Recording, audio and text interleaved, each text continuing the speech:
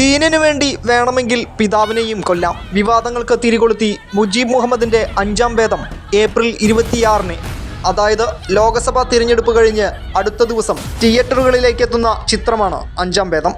ചിത്രത്തിന്റെ ടീസറാണ് നിലവിൽ ചർച്ച ചെയ്യപ്പെടുന്നത്. ഫസഖ് പ്രമേയമാകുന്ന ചിത്രത്തിൽ ദീനിനെതിരെ പറഞ്ഞാൽ വേണമെങ്കിൽ പിതാവിനെയും കൊല്ലാമെന്നതുൾപ്പെടെ മതവികാരത്തെ വ്രണപ്പെടുത്തുന്ന തരത്തിലുള്ള നിരവധി പരാമർശങ്ങളിലൂടെയാണ് ചിത്രം കടന്നുപോകുന്നത്. അധികം തിരിച്ചറിയാനാകാത്ത വിധം പർദ്ദ കത്തിക്കുന്നതും ടീസറിലുണ്ട്.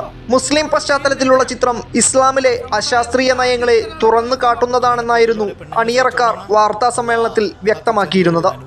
ആദ്യം പുറത്തിറക്കിയ ട്രെയിലറിൽ ഇത്തരം സൂചനകളുണ്ടായിരുന്നെങ്കിലും റിലീസിന് മുന്നോടിയായി എത്തിയ ടീസർ കുറെ കൂടി വ്യക്തമായി സിനിമയുടെ കാഴ്ചപ്പാട് തുറന്നു കാട്ടുന്നുണ്ട്.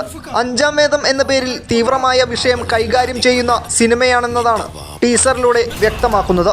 എന്തായാലും ടീസർ നേരത്തെ വിവാദങ്ങൾക്ക് തിരികൊളുത്തി തുടങ്ങിയിട്ടുണ്ട്. Enlight news, Kochi.